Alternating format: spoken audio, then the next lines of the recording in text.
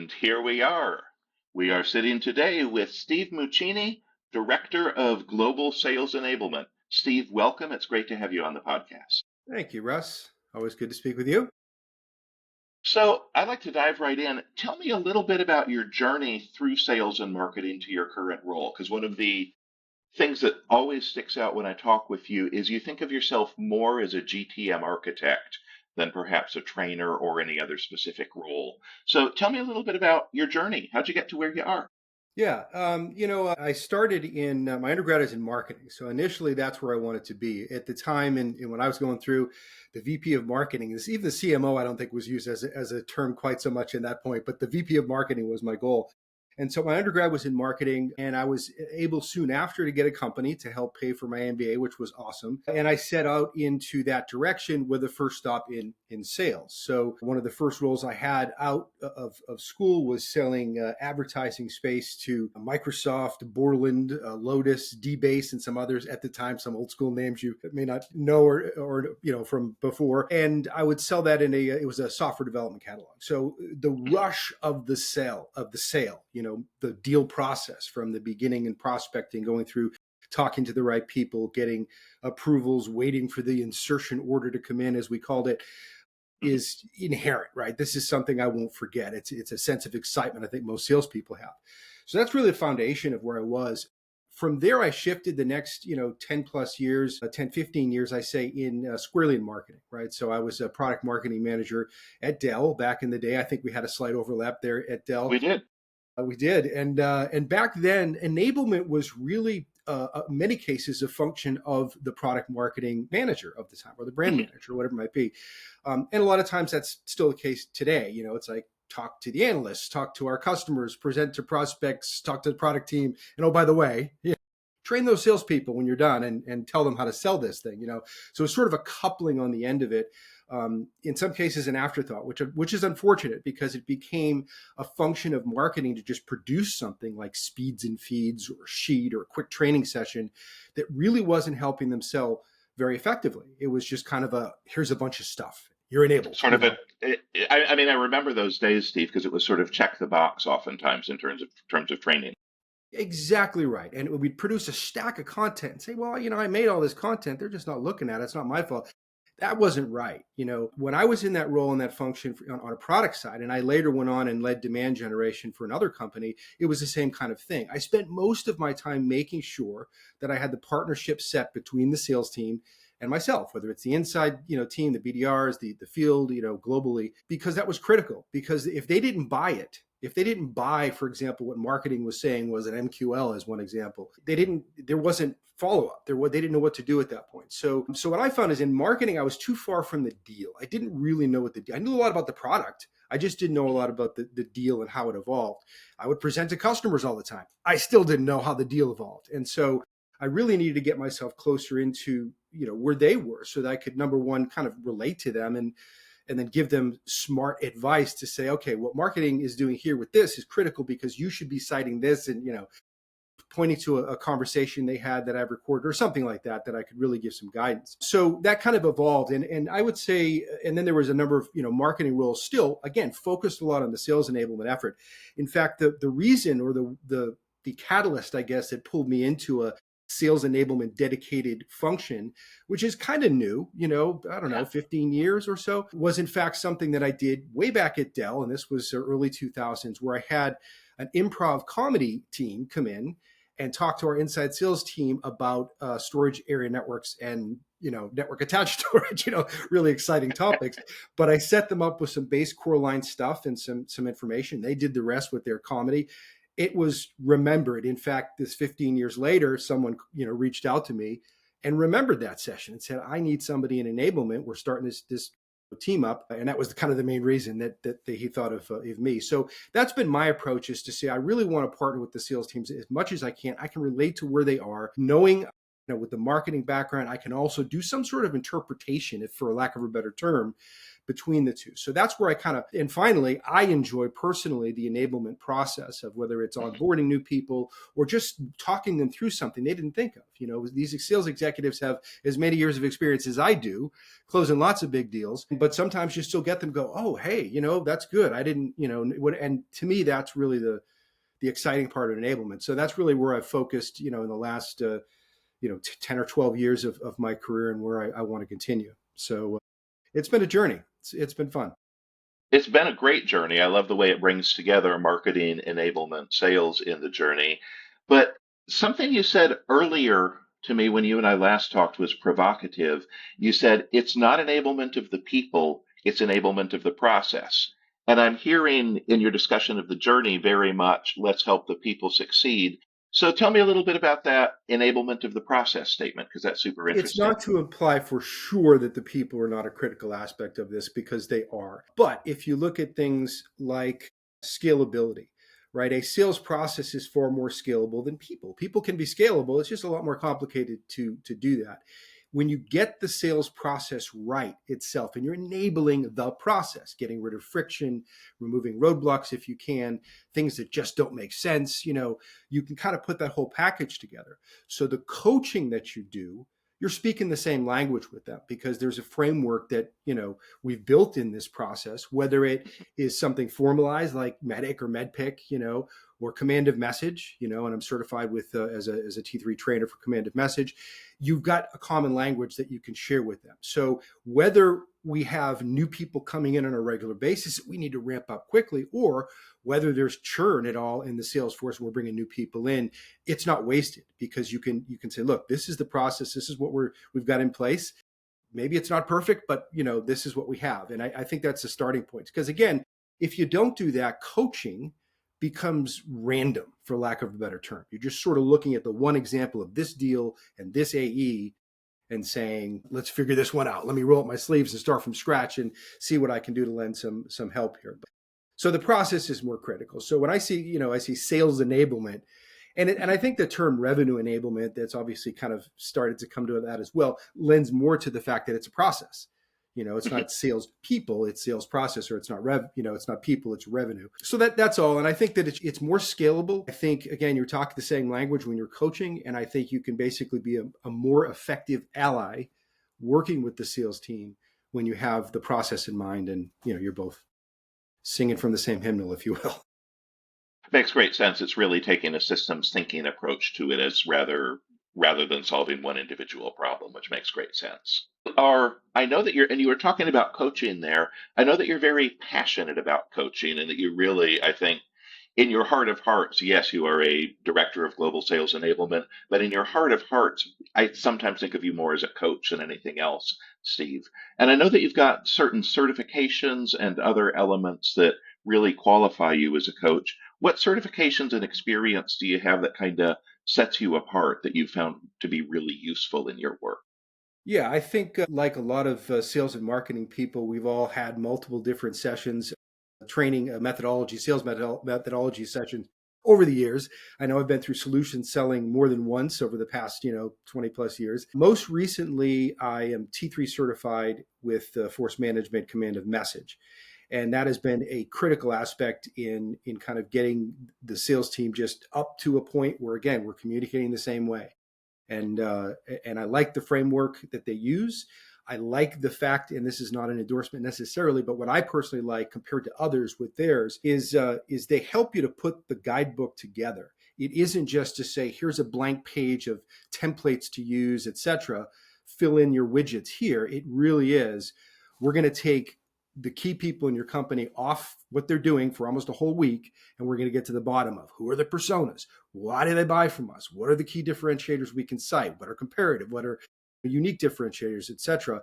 And you end up with this guidebook. And again, for me as a coach, that's the book, right? That's what I'm going to go to. I'm going to point them to regularly. So it's a good reinforcement there to have that framework in place that's customized for our environment. I mean, that's what's so critical about that. So to me, that would be the baseline for what I used going forward. And if they weren't necessarily, a command of message house, if you will, Mhm. there's so many elements that I learned in that program that I think could be weaved into something that was just more aligned to what they have today. And what you find a lot with from a coaching and a methodology perspective is it is a hybrid because you can't control who's coming in the door, especially sales leaders. A VP comes in and they're like, I'm a solution selling guy.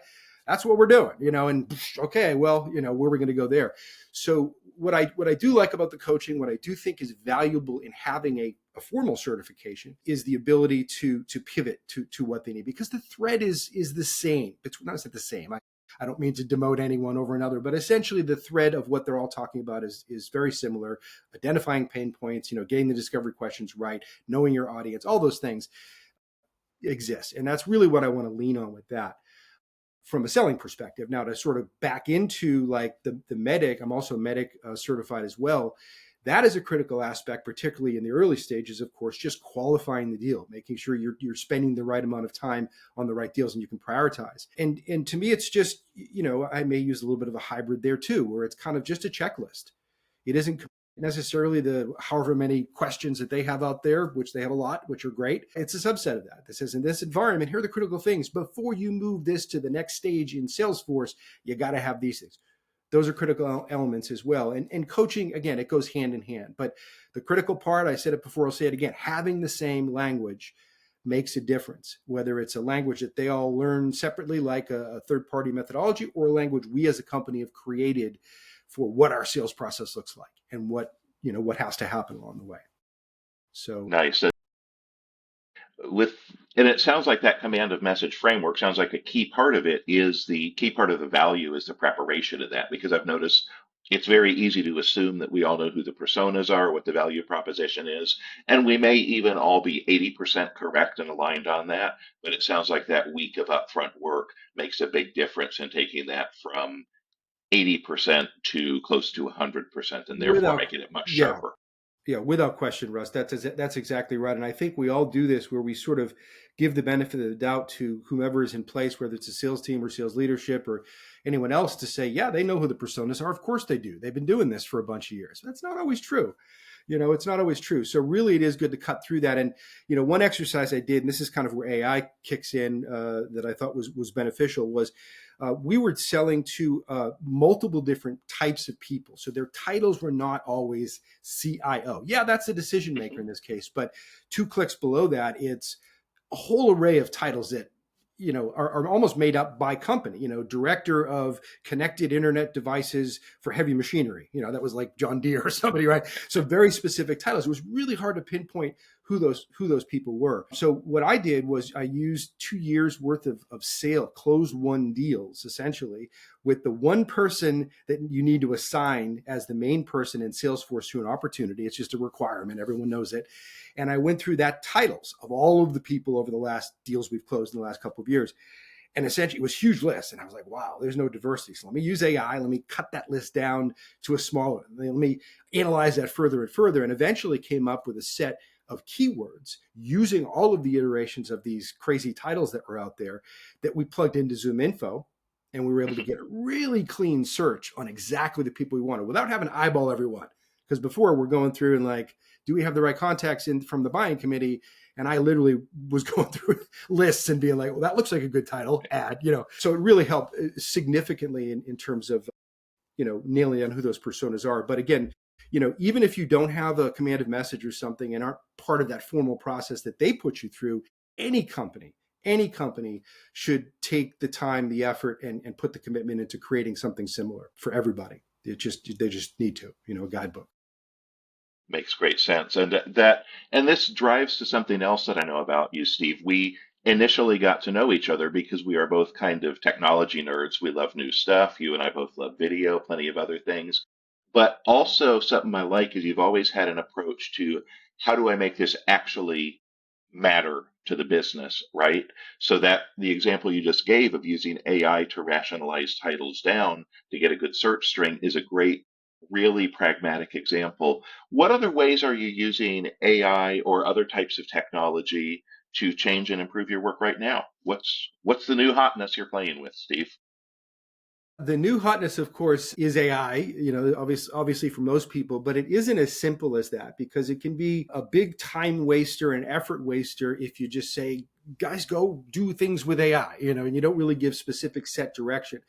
And there are different flavors of AI. You've got a public AI like a chat GPT that people are just typing things into. And of course, if you don't set the settings, you're pushing potentially proprietary company information out to their LLM, right? You got to know not to do that. And that's an issue, but that's wide open. Type me a prospecting email. Tell me how to evaluate this call transcript or something like that. You can do pretty much anything. But then you've got every platform that a salesperson uses out there today, ZoomInfo and 6sense and Salesforce and SalesLoft and Outreach and Gong, you name it, has, hey, try our new AI feature. So they're dropping AI features in everywhere as sort of bolt-ons to their existing platform. And some of them are good and some of them are, needs some work, let's just say. I'll leave it at that. But you don't want your salespeople out there poking around and just trying new things because they are literally wasting their time. That to me is where I Right. see from an enablement perspective is diving into those areas and being like, all right, I know how you work as a salesperson, and let me go through and evaluate this tech stack, including the AI capabilities, to figure out what workflow you should use between the 3, the 5, the 6 tech stacks, the tools you have today. So again, that's one part of it is the features that they add. The second capability are native AI apps. Things Autobound is one for an example that came up as an AI tool to do AI things specifically, and then in that case they write some pretty good prospecting emails and call outs and that kind of stuff using a LinkedIn page and other stats. There are then build it from scratch. And that's probably the first one that I really pushed into using Copilot. So I got a Copilot Studio license, not a developer, but definitely a subject matter expert close to it. I am technical and like I geeking out with stuff, like you said. But I was able to essentially build a Copilot internally. It was secured. Microsoft Azure basically was keeping it from sending information out, proprietary information. So it was just to a certain extent, secured. And essentially, the first thing I looked at was RFPs. RFPs are such a time sucker, no matter where I've been. It's going to be 20 to 120 hours across 6 different people in the company, unless you're at a big company that has a dedicated team, which, I've been scrappy companies. We don't have that. So the AE is running around looking at a product person, a technical person, legal, security, and it's a mess. And the answers they give back are all different. They're not consistent in any way because they're coming from the lawyer or they're coming from the product manager or they're coming from, et cetera, the technical person. So it was really tricky. So the first thing I did was just to take all the responses that we had filled out in the last, it was like 9 months, and put them in a big spreadsheet. Try to normalize it. Here's a long list of questions and answers, folks. Use this, And it was still too much, right? It was like 500 or 600 lines of questions and answers, and people still were like, well, I can't do that. So the next logical step to that was to use, Copilot Studio in this case to build this Copilot, point at that database, that spreadsheet of all those questions, plus some other sources, legal documents that were necessary that we needed to do, security things that we had to typically put into it, et cetera. And it was just like magic. You'd literally copy and paste this 150 questions you get from a massive company asking you about, for the RFP. You paste it in and it provided an answer back that was usually within a good range. And consistent, and it wasn't going out making stuff up. It wasn't generating something externally because I shut that part off. It was only looking at our stuff. So to me, that was the first thing. We cut probably 50% of the time it was taking people to complete an RFP. 50% of the time 50%. and 90% of the pain, because we know that RFP stands for request for pain, right? You got Nobody it. likes them. You got it. Nobody on both sides. Yeah, yeah. But Yeah.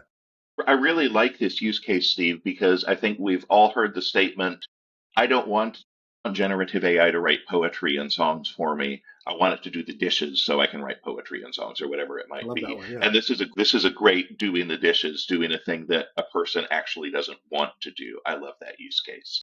It helped a lot. The other thing that it evolved into as I kind of added more to it was the ability in a live scenario. Let's say there's an AE with the SDR, maybe an SE or somebody on the phone, for one of the people who's not speaking to be literally querying this tool to get answers back, because there's nothing wrong with saying, oh, I don't have an answer to that question, but I'll get back to you with my SE and I'll give you an answer, as long as they follow up, of course, But it's even better to say, let me tell you about the answer, and having those answers, it's just going to tighten up the sales cycle. When you can, like, one of our SDRs was literally typing questions in as the AE was talking, and a question came up that he wasn't sure of, and he was able to chat back to him and say, this is the thing. And it was seamless. I heard the recording of the call. It flowed nicely, like they weren't even doing it. So it's beautiful. That is fantastic. That's absolutely game-changing stuff.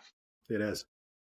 I know that one area that you care a lot about as you've worked with teams has been onboarding, because you and I share a belief that if you onboard somebody well, they'll succeed. And if not, you're really just hoping that they figure it out. So if you had to create an onboarding program from scratch tomorrow, and you were maybe a little pressed for time, as we sometimes are, what are the non-negotiables that need to be there from day one for a strong onboarding program? The first one is a place to keep it and to organize your enablement infrastructure across the board, full life cycle, from onboarding through the last minute, I have a meeting in 10 minutes type of stuff, to role plays, to everything, right? It needs to be in there. So I have put MindTickle in place at the last 2 locations. I personally love it. I love how I can structure various series according to the business, our business, not just a general business. I like how I can have a diversity of types of modules, whether it's just hey, look at me doing this video in the tech stack, or here's a recording we did of our, chief, product officer talking about a roadmap or something. You could do all these things all the way over to a pure LMS functionality of here's knowledge check questions and ranking people, and hey, record a role play of yourself, and then your manager and me will rate it and give you feedback. So it's really to me, that's got to be first. You got to put that in place as the primary piece. The next thing from an onboarding perspective is, hopefully, if there's a guide like I mentioned they have with command of message, you got to dissect that and put, again, the same language or terminology, whether it's a command of message book or one you built yourself, that rolls into this enablement. And then from there, you start to structure kind of the modules. I usually have mine in what I call enablement kits, if you will. And the first one is start here. The second one is, who are we in the industry? The third one, includes, what are some terms in the industry? If you're new to this, you came from cybersecurity, now you're in IT ops, what are the terms we use that you haven't heard before? So real basics have to be in there. Don't assume people know these things, even the seasoned people that come in, because they don't always. And I make the mistake constantly of assuming, and we know what they say when you assume, but that has to be a big part of it. And then evolve from there to say, okay, great. How do we talk to people? Who are our personas? And again, this is where you're pulling in from that guidebook that's been created into actually enabling them. And again, a lot of it is looking at stuff. Hey, just go through this. But again, a lot of it is going to be knowledge checks. And more importantly, I get to see what this new person is going through, how much they've completed. So what I usually do too is, recently I've had probably 20 or so modules on various topics, like I mentioned, even up to the more complicated ones. But then I have a weekly one-on-one with them, 30 minutes check-in, 4 or 6 weeks if they need it, to just make sure they're cool. Hey, bounce some stuff off me. What have you learned so far? Let's talk through it. Give me a on the spot role play. What do you think about that? Just really get them to start thinking. And it helps them to really pivot live in a conversation, more so than just being like, you didn't take your course, you need to take your compliance course and, get a 80 or better. That's good, but this reinforcement becomes a critical aspect. So starting, to summarize, right, it's a platform that's going to help from an enablement perspective, that's designed for enablement. Don't just stick stuff on the Z drive as we did in the old days. You don't want to do that. So a platform that dedicates that, the content for it. So again, creating the modules. I like to customize the content I put in as much as possible. I don't like a third-party vendor of a platform to come in and, hey, just train my team on how to use your whole platform soup to nuts. I may not want them using the whole platform soup to nuts. I want to be able to architect what the workflow is between them based upon what we think is the best of breed, best of class. So I don't like to do that. So I like to customize a lot of the things you'd mentioned before, like, video, etc. I'm pretty comfortable getting on camera myself. So if I need something done or conveyed, I'm going to jump on and just get that done and out to them. And they see me and they know me. And that carries something in there rather than them seeing some third party presenter or someone who's just talking about widgets, which, It's not my business. I don't know. We don't sell widgets. So I like that. So that's all an important part of it. The one-on-ones are an important part of it. I always like to make sure that there's a go around and meet people part of it as well, to say, here's your list. You reach out to the CEO, hopefully, if they're open to it, this the head of technical, the head of customer success, etc., and you make those meetings for a 15-minute call with them, and you clear it with them first. But that really has to be part of it so they can get a good picture of the whole thing. And then, again, just making sure that they go through it all. You may have something in some cases, depending upon the VP or the CRO in place at a given place, they may want to ratchet it down further and say, I want them to take a knowledge check test on the product. And actually, I could say, great, we can do that. I mentioned role plays. I've done a lot of live role plays with them, formal role plays, and I've also done some of the new AI virtual role plays you might know something about. And I think it's really interesting and compelling to go in that space. Role plays are such a tricky area, critical, I think, before someone gets on the phones and starts selling your stuff, is to not waste a single call. Role plays are hard. They're hard to do. You're right. It's hard to set them up. It's hard to come up with good questions to ask. It's hard to get a recipient to play the customer or the prospect that the person doesn't already know. Well, this is my boss. Make it pretend like he's a customer. There's something lost there. There's something awkward there as well as anything else. Way awkward. I am more nervous about you as my boss and getting it wrong than I would with a CIO or CMO or CRO that I'm talking to as a prospect, right? Because there's a bigger, so there's other, and I don't mind putting a pressure on them. That's fine, but I want it to be a natural pressure that that they can be able to pivot and talk and not think that they're going to lose their job if they say something wrong.